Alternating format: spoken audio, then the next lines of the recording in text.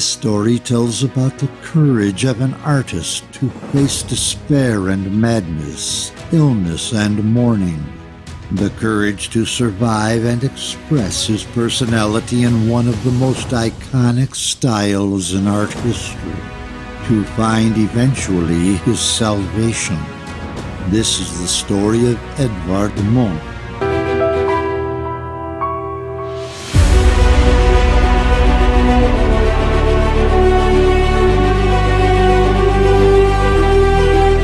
He was born in Loten, Norway in 1863. His youth was devastated by a number of terrific events. The death of his mother when he was only 5 years old. His elder sister died when he was 14. His younger sister, Laura, was a victim of mental disease. His brother Andrea died in 1895.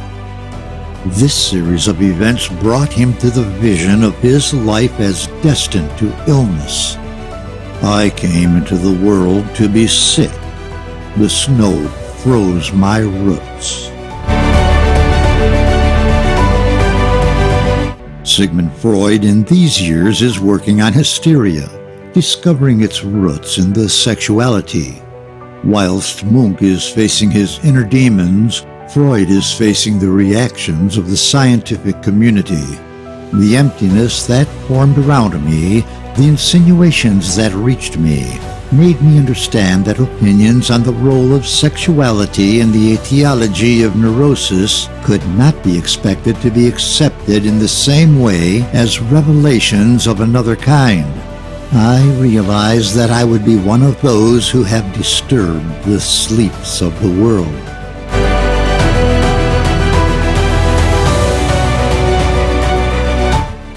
A psychoanalytic view on Edvard Munch should attempt to understand the deepest roots of his personality in order to determine how the severe traumas of his infancy impacted on his overall balance. My hypothesis about these deep layers of Munch's unconscious starts from the formation of his sexual identity.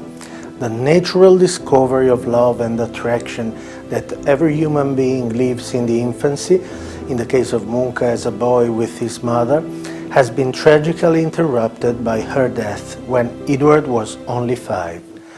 This early loss of the mother has reasonably created in Munch the intertwining between libido and death. But even more despair will hit his life. When he was 15, his elder sister Sophia died. This has been a further trauma hitting his libido and his trust in love, because it is reasonable that his sister took the place of the mother in the unconscious of the young Edvard as substitute of the primary female figure. In The Sick Child, painted in 1885, Munch tried to elaborate the trauma for his sister's death. These tragedies represented an inhibition to a joyful sexuality in his adult life, leaving much room to anxiety and distress.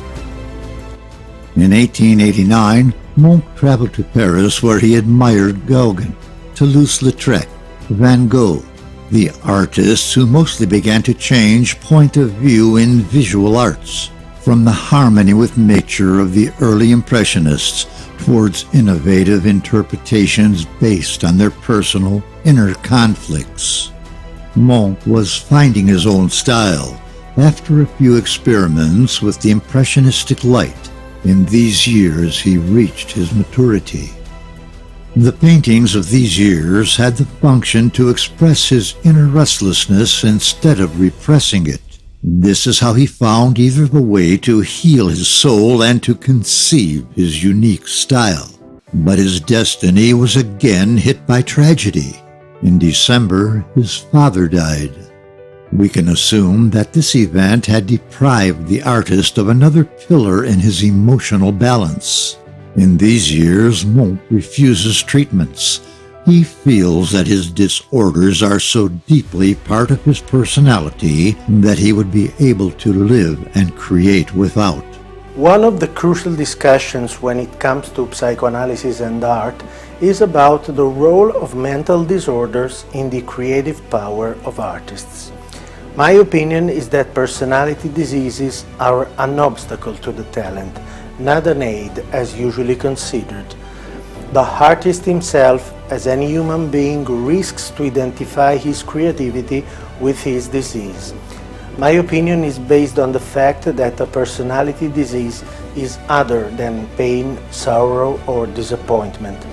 The letters are for sure part of the creativity as far as they are a free emotional flow, while personality diseases are obstacles to the inner freedom to feel and express emotions. Unfortunately, the majority of people cannot perceive this distinction, bearing their diseases as inexorable fate. We should imagine Munch's art as the expression of the parts of his personality that were not affected by his diseases, as the parties that fought against the diseases. Munch confirms this opinion with his own words. I am of the opinion, however, that my art is not sick. When I paint, sickness and suffering are on the contrary a healthy resource. At the age of 45 in 1908, we have records of his worst mental crisis, a prolonged psychotic condition. While in Copenhagen, he felt persecuted. He believed that passers-by were plotting against him. His talent was under severe threat.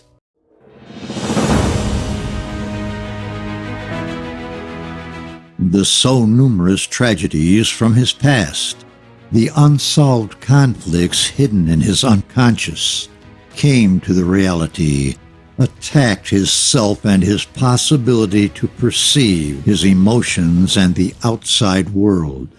Munch felt the illness as a destiny, as a legacy from his father, who suffered of mental disorder, and from the illnesses of other ancestors.